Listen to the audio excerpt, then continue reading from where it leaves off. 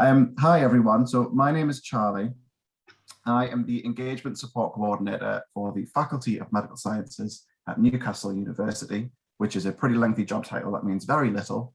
But essentially my role is there within Newcastle University to support researchers to do public involvement and particularly public engagement work as well. So I really want to take on this session to talk a little bit about the importance of public engagement work and the importance of feeding back as well as part of that. So hopefully it's an enjoyable and an informative session, but we'll see at the end what everyone thinks. And there will be an opportunity for some questions at the end as well. So over the next 45 minutes-ish, just to give you an idea of what I'm hoping to cover, just so that we're all on the same kind of level, I'm going to look at what public engagement even is, what that actually means, or at least how I interpret that to mean, why public engagement work is important, take a look at some examples of good practice that I like, start looking at logistically at how researchers can plan public engagement work, and then the importance of feedback as well. And then, like I said, there'll be time for some questions. So first and foremost, what is public engagement? What does it mean? I wanted to show you a couple of different definitions of public engagement from two different organizations, because public engagement as a definition inherently can be pretty messy and pretty vague. And sometimes it just can look like a big jumble of words that doesn't really mean a lot. So this is why I kind of want to look at what my interpretation of public engagement is based on some of these. So the first definition comes, of course, from Newcastle University. How can I not? They do pay my salary. So I should mention theirs. So Newcastle University defined public engagement as engagement describes how the activity and benefits of our teaching and research can be shared, enriched and enhanced through partnership working beyond the university. It is a multi-directional process with the aim of delivering mutual benefit for both the university and our external partners. These exchanges can take many forms involving our staff, students and alumni, and they need a long-term view. So that's the Newcastle University definition of engagement. It is long. It is covering a load of different aspects of public engagement as well, so it can look a little bit confusing. Another definition of public engagement comes from the National Coordinating Centre for Public Engagement, so they're a national centre that push and promote this kind of work. And they say public engagement describes the myriad of ways in which the activity and benefits of higher education and research can be shared with the public. Engagement is by definition a two-way process involving interaction and listening with the goal of generating mutual benefit. So in my view, the problem with public engagement definitions is there's not really a clear-cut definition of what it exactly means. And the reason for that is because public engagement inherently as a thing is really vague and really varied, because it means something different to every single person, every single researcher, every single organization kind of use it in a different way. So engagement for some people is going to be more on the public facing side, whereas for someone else, it might be more policy engagement with the local council, or for someone else, it might be more community-based engagement with community centres around the city. For some people, that's going to be writing a blog, or it's going to be creating a piece of artwork, or it's going to be doing a public lecture. So it's so varied in what you can do. It's hard to try and capture all of that in one definition. So I typically don't like to look at the definitions. I like to look at what's consistently featured in all of the definitions, which is this idea of it being a two-way process and something that generates mutual benefit. So when I think about what public engagement means, I just think about these two different parts. So if this is conversational, if there's an opportunity for discussion, if it's something that can kind of exchange knowledge between the people that are involved, and if it's something that is, you know, good for everyone, if it's offering benefit to the researcher and the members of the public, the policymakers, the organization, society as a whole, it's ticking the boxes for what public engagement means.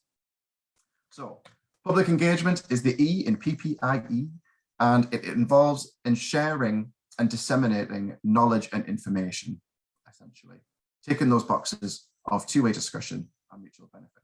So some classic examples of public engagement are going to be things like a local science festival in a city. It might be a research open day. It might be press coverage. It might be a blog. It might be a piece of theatre.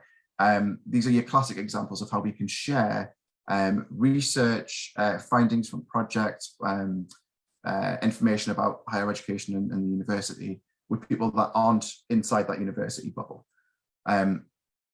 So like I say, pretty vague, pretty messy, but hopefully that gives you a solid understanding of at least where I come from with engagement and how I like to view it. Trying to keep it simple, because these 200-word definitions go over my head a lot of the time, and I work in the field. So hopefully that gives a solid understanding of what it actually means. So understanding that and understanding its definition, why do we do public engagement? Why is it something that's important to do? It would be very easy, and a lot of the time, I think for researchers, a lot of the time for this kind of work, it's the reason why they do it is they have to do it. It's written on grant applications that they have to do some of this work. But you know, a lot of my role and the role of a lot of people in creating connections is trying to push past the idea of it being a tick box exercise, trying to show the real understanding of why it's important that we do this work and what we're getting out of it. And like I say, engagement is supposed to have mutual benefit. There's supposed to be reasons for it for everyone that gets involved, not just the researchers. So I wanted to examine why public engagement is important from all of these different directions, not just the researcher. So if we start off with members of the public, why do members of the public get engaged with research? You know, we don't do science open days and public lectures to a room of empty people. People come along to these things. So why do members of the public get engaged with research? One of the main reasons, and this is, I suppose, one of the most important reasons why people do engagement in my mind, is that it's fun. It's supposed to be fun, and it's supposed to be enjoyable, and you're supposed to enjoy yourself while you're doing it. People don't take time out of their day and out of their spare time to come and sit in a public lecture or come along to a science event for the for the good of their own health. They're coming to it because they enjoy it and they find it interesting to learn something new about the science, or to be able to meet real scientists and researchers and understand what they're doing, and to be able to see the resources and facilities, and to actually get engaged with what's going on behind what can a lot of the time look like a pretty closed door for members of the public.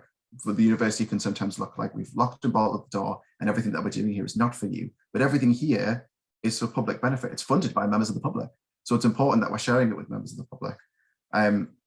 It also gives an opportunity to give something back. So a lot of people get involved and engage with research for altruistic reasons, because they may want to give something back to the NHS, or they might want to give something back to research that's benefited them. So there's multiple different reasons why a member of the public might choose to do that. And it's all well and good me speaking on behalf of members of the public, but it might be good to hear from a member of the public themselves. So I'm going to play you a short video and introduce you to Jean. So Jean is a member of Voice who's been a public contributor for many, many years. And we had a conversation with Jean where we talked about why she got involved and got engaged with research. And I think it's a really beautiful exploration of that kind of public direction and why members of the public do what they do. So meet Jean. My first experience in research, well, it was for selfish reasons, because my mother had Alzheimer's and my mom's sister had Alzheimer's. And you begin to worry and think, will it affect me? And I'd just come back from Canada, and a lady in the Center for Aging and Research was doing some projects on Parkinson's and memory. And that's some of the earliest research projects that I got involved with Sue Lord at Carroll. And that sort of developed from there, and I got into Voice at the early stages. Why should the person on the street care about research? Because it makes you feel good that you've made a contribution. We all would like to make a contribution to a better life for you young people today. The chances are that at my age, I'm not going to see the benefits of much of this research, but the next generation and the generations after that are going to benefit from the research that is going on today. I've got no inheritance to leave, but if I can get involved in research and it helps someone, then maybe that's my inheritance for people. It's my legacy to the next generation. Public involvement, public or patient involvement, I would hope, gives them that broader view, stops them from going too far, and probably saves a lot of money. Why should people get involved in research? Because you will be helping create a better world for yourself, for your family, for your children and generations to come. You will get the joy of participating, the social aspects of participating. You will learn things. You may find that your views change a little bit because it will challenge some of your preconceived ideas, but you will get the reward of feeling that you, in some small way, can make a difference. And if everyone contributes that little bit to making a difference, we'll have a better world.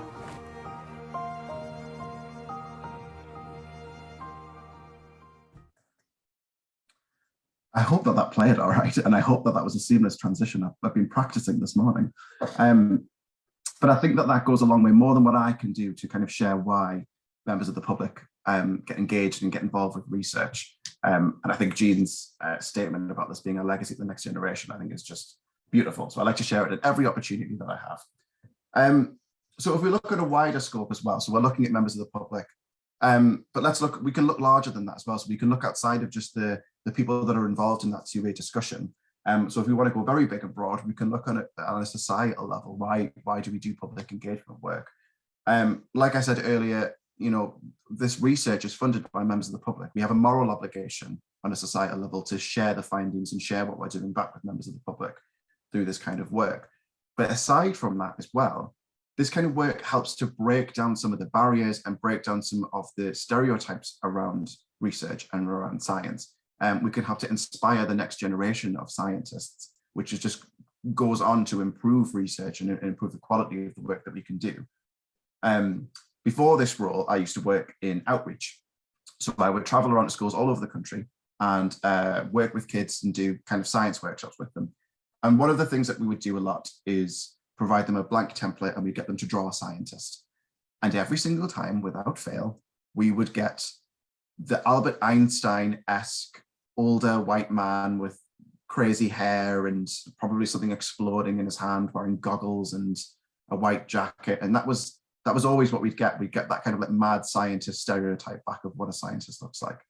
And that's because that's what kids see on television and in media. So we understand why we get that back. But this work of bringing real scientists out to schools or onto streets or into a public, environment can go a long way in challenging stereotypes around who a scientist is and who a scientist can be, which makes it all the more accessible for the young generations that think, oh, I'm not smart enough to be a scientist, I can't get into that. So it's very important that we don't just show the science, but we show the people behind the science as well, which is what this work goes a long way to doing. For researchers, there are 1,000,001 reasons why a researcher should do public engagement work, and I could spend the whole 45 minutes doing that, but I won't, because that would probably get boring after a little while. But some of the main points as to why this is important. On the research side, by working with engaging members of the public, it goes a long way to improving the quality and the impact of research. By being in these public environments and working with people, it allows researchers to listen to members of the public, to understand what's important to them, to understand and ensure that the work that they're doing is actually going to impact the people that they're wanting it to impact at the end of the day. It also goes a long way for researchers to develop their skills and their learning. We see it time and time again with researchers that do a lot of this engagement work, do these public lectures, or as you're seeing in the image there, take to the streets and talk to members of the public. They become by far the best communicators of their research because they can communicate it to literally anyone. There's this idea for researchers that when you're talking about the work that you do, you're either talking it to a public audience, so you have to, make it really easy to understand and try and find new ways to be able to share what it is that you're doing. But if you're sharing it with other scientists, you could be really high level and speak in really complex language that no one understands because they're scientists, so they're going to get it. And it's not the case, because unless you as a researcher are speaking to another scientist who's an expert in your field, they're going to struggle to understand your research. So if you can crack the code on how to communicate research to kids in schools, then you can communicate that to literally anyone. So we see it all the time that the avid public engagement researchers become the best communicators of the work that they do, whether that's written or a public lecture or a scientific conference. They are always the highlight in the way that they can talk about that work. And again, I've got another video. So this one comes from a researcher from Newcastle University who does a lot of public engagement work. So they've done a lot of science stand-up comedy, which is really cool. So they kind of do a lot of this kind of public engagement work with members of the public. So this is then showing their experience of why they do this work. I am Lisa van der Aert and I am a molecular microbiologist. My first experience of getting the public engaged in my work was actually during my undergrad back in the Netherlands. And up to then I was just learning about science and what genetics is. And then suddenly I found that it was so fun to tell people what we were actually doing and how cool the work actually was. And now that I am doing my postdoc, I'm still engaging about my new project. And I've had a lot of fun working with the Center for Life, with the Bright Club, for example, given a scientific stand-up comedy, which sounds funny perhaps, like science is that supposed to be funny, but I think science is really funny because it's such a strange profession and we're doing weird things every day.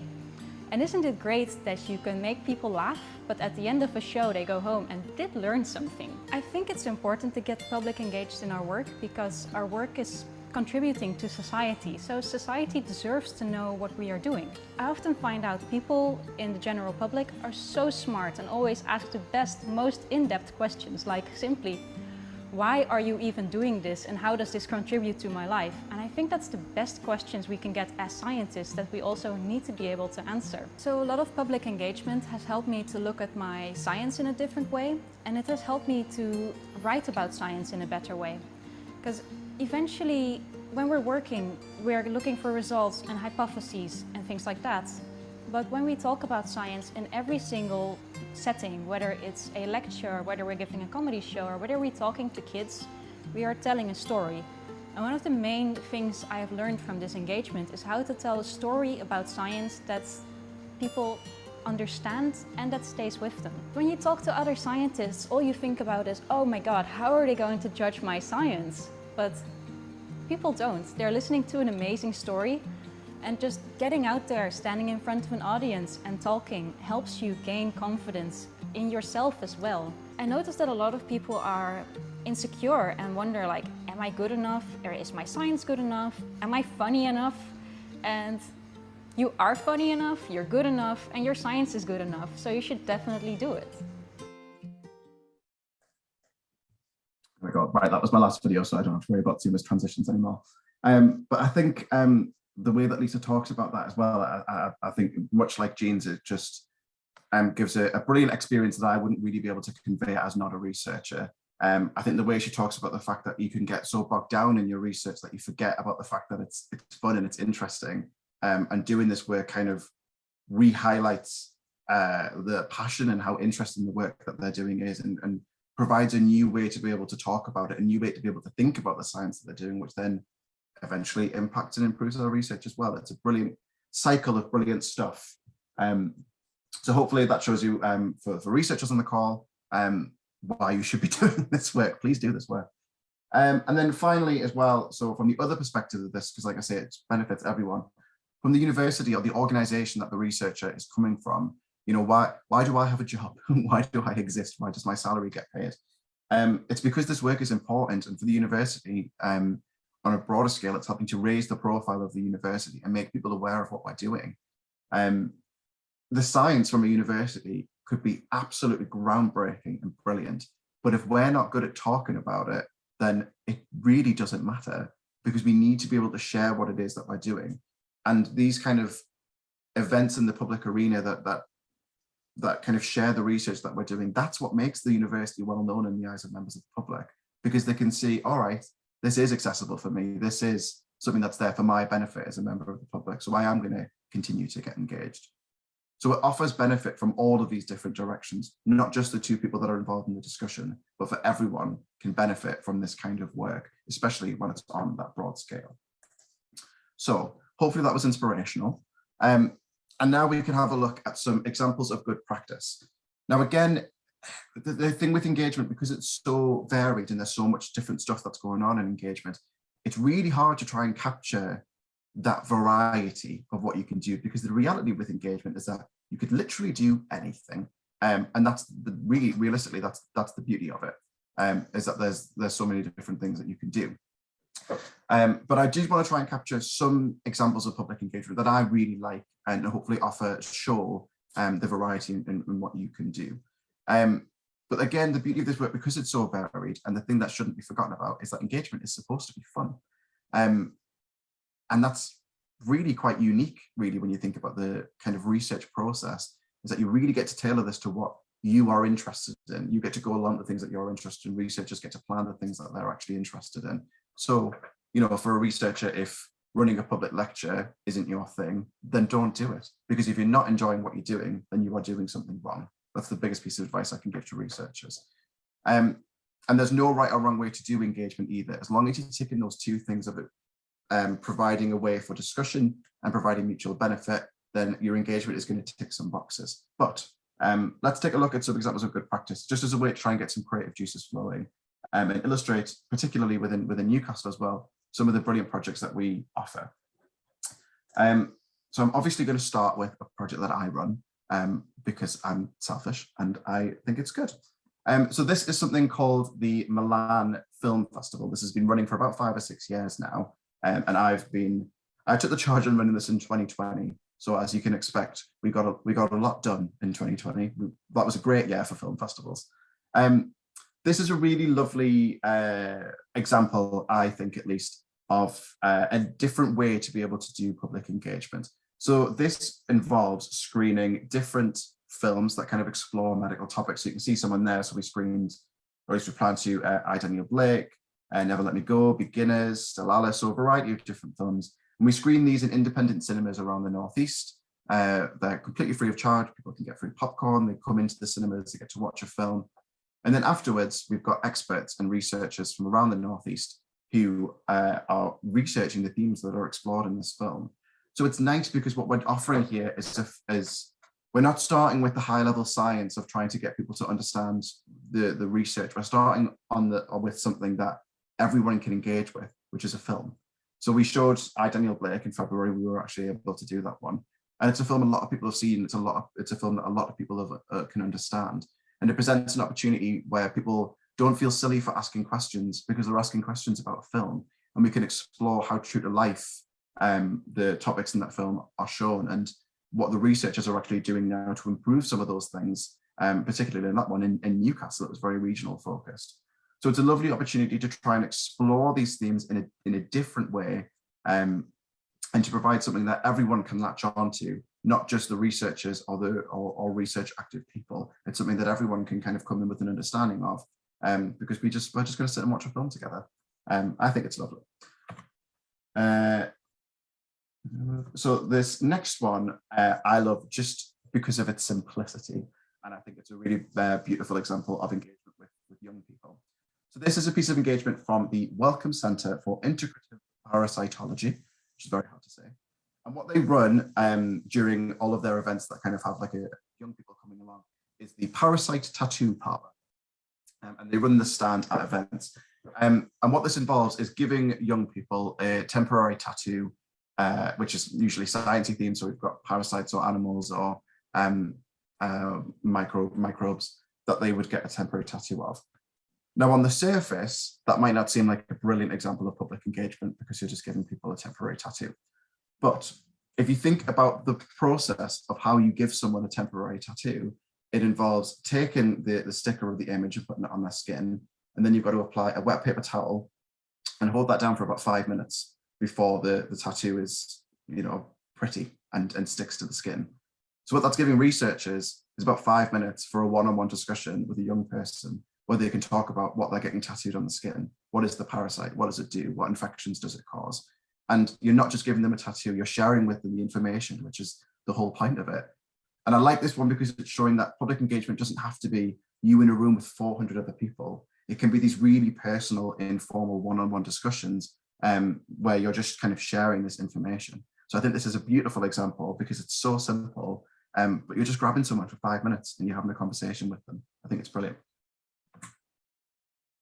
This is another one. So this one is a bit of a bigger project, again, that we've run from the university, just to kind of show the things that we've got on Newcastle. And this is an example of engagement projects that we've been running that use the creative arts. So again, I'm using this one because I like to illustrate the fact that public engagement shouldn't really be done alone, and just doing it by yourself. Really, you're really sharing your understanding of your research and your science. And by doing it with other people, you can explore other people's understanding of what you've been doing as well. So this is a lovely example of this.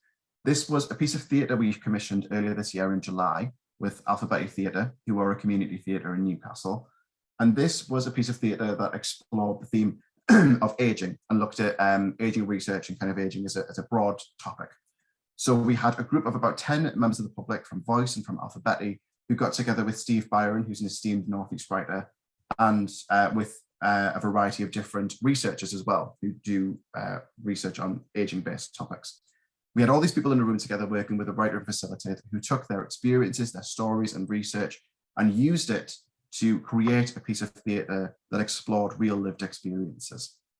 And this was on over a 2-week period and is based in their lives. But we've been able to use this as a foundation to be able to host discussions, host follow-up events, and to really be able to have open conversations with people that we usually wouldn't be able to engage with about aging and about what those experiences actually are, because it's not really something you consider until you're starting to grow older. So this was a really lovely opportunity, again, to give something that everyone could latch onto, and everyone has just sat down and watched this play and everyone can converse about that. And then through that, we can then talk about the aging research that's linked to. So this is a lovely bigger project that we've been running and is hopefully will be running again in 2022. So that's lovely. The next, so this is a national public engagement project, which is a really lovely example. So this is something called Soapbox Science, which I recognize some people might already be aware of. But this is a particular project that's there to support women scientists and non-binary scientists as well.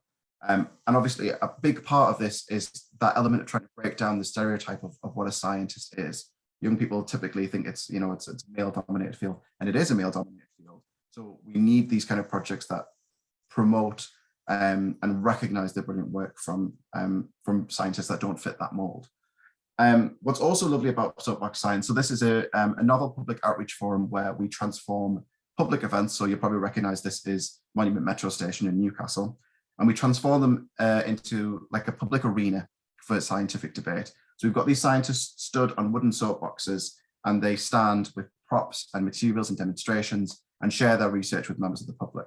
And these are people that typically aren't really going to come to a public lecture, aren't really going to come on campus, but they will be walking around Newcastle on a Saturday afternoon doing a bit of shopping. So this is a lovely opportunity to capture people as they're walking around, you know, town, and engage them with the research that they're doing. For scientists as well, it's really nice because it gets away from the, I say this as I'm doing one, but it gets away from the PowerPoint and slides crutch, which we have a lot with engagement, because there's no microphones, there's no computers, you're just there with a bacteria cushion, or people have been there with balloons or props or liquid demonstrations to engage people in a new way, which again, it just goes a long way to improving their skills and how they communicate what they're doing. So this happens all over the country and internationally as well, in countries all over the world. And we've been running one in Newcastle for about 10 years now. So this is a lovely example as well. The final one, just to show something that's a bit more digital as well, and not just these physical ones, because obviously we're in a digital world for engagement now. So this is a program called I'm a Scientist, Get Me Out of Here. And this is an online digital student-led engagement project, which involves linking up students within schools with real working scientists and researchers online, so that they can talk about their research and what it's like to be a scientist, again, to try and help engage some of these young people and carrying on a career in the sciences. Again, this goes a long way to improving the communication skills of the scientists that get involved in it, but it also does a lot for the schools as well. So I think one of the things that they show is that schools that are, you know, only 30 minutes away from a university are underserved by universities because they're, you know, they're too far away. But by running this digitally, you can engage with young people in schools from all over the country to be able to have conversations about what it's like being a real life working scientist, to try and serve more people, which is what we've seen a lot of with this kind of digital era of engagement. So this is a lovely example as well. Again, this is massively just a flavor of what people do in public engagement. We've seen so many different art exhibitions or installation pieces or touring things and short films and photography and public lectures and competitions, and there's just so much in this field that it's really hard to show the variety, but hopefully it goes some way to show some of the the different pieces that have been going on, even just in this last year. So let's say you wanted to do a bit of public engagement work, and it's important to keep in mind when you're doing public engagement how you can make it as good as possible for you, for the members of the public, for stakeholders, whoever else is going to gain something from that experience. And again, I know I keep saying this, but because it's so varied, it's hard. We can't really give a toolkit of this is how you plan public engagement, because how you plan an art exhibition is completely different to how you're going to plan a film festival, which is completely different to how you would plan a public lecture. They're all going to require different things, but there are some good points to keep in mind to try and make it as good as possible. So the first thing, and this is kind of coming from the advice that I would give to researchers typically, is understanding the aims. So understanding why you are doing engagement in the first place. Now, like I say, for a lot of people, the reality is they're doing it because they kind of have to. And it's trying to push past that. But what are you actually wanting to achieve with this? What are you hoping to get back from doing this public engagement work? So that people then start to see the benefit and start doing it for different reasons. So it's the most important, and it's the first thing that people need to consider when they're doing public engagement work, is why are you doing this activity? Which will help you decide things like what the topic of your engagement is going to be. What are you hoping to discuss? What are you hoping to get people's feedback from? And the reason for that is because there are many reasons why you would do public engagement, and not all of them are going to be suitable to how you plan something. So it's really important to understand from the very start of why you're doing it in the first place. So for some people, that might be that you want to inform people about the really amazing and cool bit of research that you've done and to try and make it more accessible for people. That's fine. For other people, it might be that they want to consult people so that they can explore what the implications of impacts and impacts of their research would be on those people. For other people, they might want to collaborate with members of the public so that they can learn from their life experience and feed that back into the research that they're doing. They're all fine. They're also all completely different. So it's really important to understand what your aim is and what you're hoping to achieve so that that can then feed back into what it is you even plan on doing in the first place. So you can make sure that you're actually going to achieve the things that you want to be able to actually do. So knowing what your aims are helps you to know who you need to speak to, where you're going to speak to them, what exactly you're going to do with these people to make it as good as possible. So for instance, if you're wanting to engage with, maybe like families and young people, then going along to a science festival and running a stand where you can demonstrate something might be a better way to be able to do that than doing a lot of engagement on social media, because you're not going to be able to engage with the people that you want to. So it's really important to understand from the very start what it is you want to achieve before you do anything else in terms of planning engagement. You also then need to understand who it is that you're wanting to engage with as well, or who you're going to work with. So this who isn't just the audience you want to engage, but also who is involved in the organization of the activity that you're doing as well. What I say a lot to people, unless it absolutely can't be helped, you should never do this kind of work alone. You should always try and do it with other people from the research team or members of the public involved in organizing the engagement activity that you're doing. You should never do it alone, because otherwise it's just what you find interesting. And it's just your understanding. So having more people involved in that process is going to make something that benefits more people. When you're considering who you might want to engage with, there are some questions that you might want to ask yourself. So you might be thinking about, is it important for you that the people that you work with already have an understanding of the science, or are you wanting to engage with people who might never have thought about it before? Because that decision making there is the difference between, that Soapbox Science style event where we're on the streets of Newcastle, or a public lecture event where you're inviting people on a university campus. It's two completely different audiences. And it's really important to think about that. You might want to be thinking about if there's a particular group of people whose views you want to hear or whose lived experiences you want to understand more of, because again, that's going to help specify who you want to work with. So it's really important to be aware of, which public it is that you're wanting to engage with, because we see it a lot when I talk to researchers and we talk about engagement and I say, who is it that you wanted to work with? They'll say, oh, it's just the general public. And I hate the term general public because it is meaningless. It means absolutely nothing. It's literally anyone. And if you're aiming to engage with absolutely anyone, you're never really going to be able to show impact or evaluate what you've actually been able to do, because you've just grabbed anyone. You need to understand who it is specifically you wanted to engage with, so that you can actually show people that you did a good job, and also plan better of how you can actually work with those people, because they're all going to have challenges and barriers and assumptions that you're making about them, and that you need to be able to overcome. And you can't do that unless you know who it is you wanted to work with. Once you've decided who you want to work with, you then need to start thinking about where you want to do it. Typically, a lot of times with public engagement, and this is something that we try to change, it's held on the university campus. So people might just book out a lecture hall and put an event on there and then expect people to come on the university campus. It's a very specific group of people who feel that that's somewhere that they can go. Before I went to university, I didn't think that I was allowed on university campus, because it's seen as this kind of very cut off part of the city that you're in, and you're not allowed on there. So it doesn't feel accessible from the very start. So you really want to think about where it is that you might host an activity, and thinking about what opportunities are available to you there when you're thinking about what you're wanting to plan. So for instance, let's say you've got specific groups in mind. If you're working and you're wanting to engage with the group, do they already meet at a regular venue?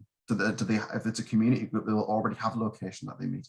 Can you go to them rather than expecting them to come to you, and go out, get out of the university, please get out of the university and go to see real people. Could you link your activity with something that already exists? So for instance, let's say you're a neuroscientist and you're doing research on the brain. Can you do something during Brain Awareness Week where there's already, there's loads of people who are interested in that kind of work gathering together already, so you can share your work there? You need to consider when you're going to hold your event, what time are you going to do that? Because if you're going to host it during the day, in the evening, or on a weekend, you're going to engage with 3 completely different audiences. So you need to keep that in mind when you're thinking about the planning. Is the venue that you're hosting at even accessible for people?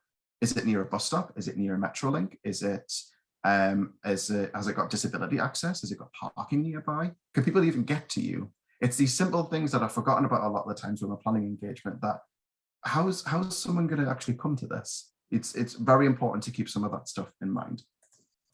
And the final point is the how. And this is the bit where you want to keep in mind what's interesting to you, and what you're wanting to do when you plan your engagement event. Because the format of it is going to completely depend on those aims and what you're wanting to achieve. You need to think about, it's all well and good to say, oh, I'm going to do a public lecture and I'm going to share my research with people.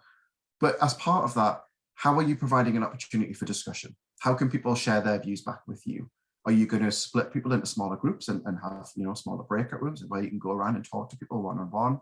Are you going to have a Q&A? How are you promoting these elements that we need for good quality public engagement, for effective two-way communication? If you want someone to share information with you, how can you make sure that that person feels comfortable to do that? It's a very stressful thing for a lot of people to, in front of 200 other people, to put their hand up and share their view and experience. It's not really an easy ask. So how can you make that accessible and easy and comfortable for people to be able to do that? It's not as simple as people might initially think. You have to consider all of these different things to make sure that the event is actually enjoyable and achieves the things that you want it to do. And one of the tools that I give to people to be able to do this is something called a logic model. So I really like logic models. I think they're a really good opportunity to help plan a lot of this stuff out. So you don't just go into it very simplistic with this idea of I want to do engagement, but I have no idea what I'm going to do. This kind of resource helps you to think through a lot of that different stuff. So to take you through these boxes that I get researchers to fill out, you've got the first is the context box. This is how I kind of view the brain dump box. So everything that you are initially thinking about with research, you can just pop in this box. You've got the aims box. So that, again, it's that first thing that we're thinking about. So why are you even doing the engagement work in the first place? Your participants box is who specifically is it that you're wanting to work with? And then you've got these four on in the middle. And these are the boxes where you can actually really specifically start to plan out what it is that you're wanting to do. So you've got inputs. So this is all of the resource that you might need to make this happen. So is that funding? Is that a venue? Is that staff time? What else do you need to actually get this off the ground? Your activity. So what exactly is it that you're wanting to do? Is it a piece of theatre? Is it a public lecture? Is it a podcast? Is it a blog? What are your actual activities? Outputs and outcomes. So these are kind of the immediate things that come out of your public engagement. So Your outputs, what's actually being created. So is that a written blog? Is that an art installation? What's the actual thing that you've done with that engagement? And your outcomes. So these are your immediate changes as a result of engagement. So what are you hoping will change immediately? Are people going to sign up to join your public panel? Are people going to sign up to join Voice? Are people going to stay in contact and carry on getting involved with your research? What are some of those immediate changes? And then your impact, to separate this out, these are your long-term changes as well, because that's how we need to evaluate how good we've been here, is the difference between what someone's immediately done and what someone's done 6 months down the line. Are they still actively involved in research? You know, what have you changed for the better with your research? Have you had policy change? Have you been able to change something on a broader scale? And then the last two along the bottom are thinking particularly about those participants. What are the assumptions and the challenges that you are making about them? And what actions can you do to make sure that they don't affect your engagement? So for instance, you might be assuming that people have got a certain level of knowledge about the work that you've been doing, when the reality is that might not be the case. So what can you do to make sure that everyone's on the same ground so that everyone feels comfortable to share their opinions?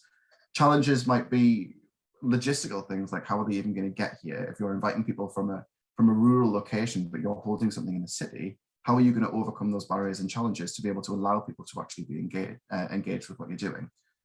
The reason that I really like this tool is because when it comes to pulling engagement, the process can feel very linear. So it's, I'm going to do public engagement and I'm going to go and talk at Bright Club and I'm going to do a comedy set. By doing it this way, it allows you almost to work backwards. So you can identify, based on my research, what am I hoping to change? What am I hoping to affect with members of the public? What would I like to see them do? And then plan backwards so that you can plan an event or go along to something that's actually going to help you to impact those changes. So I really like this as a resource to help kind of clarify that, because if anything, I think I've shown it's messy and there's complex elements to this, and this kind of helps separate out those different aspects to help make sure that you're actually going to do something that's going to achieve that initial aim that you thought of, and make sure that it can actually do that.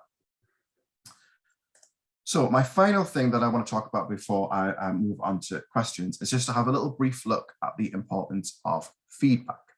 So public engagement, these kind of events, which a lot of the times happen towards the end of a research project, is in large part an opportunity to feed back to members of the public who've been involved in the research project, who have been an active member of the research team, to feedback how their contributions have actually impacted your research and what changes it has made. But why is doing this, and why is feedback so important to the research cycle? To illustrate this, I want to give you a little bit of a hypothetical situation to put you in someone's shoes. And this is particularly for the researchers on the call. Thinking about a situation where we don't see feedback.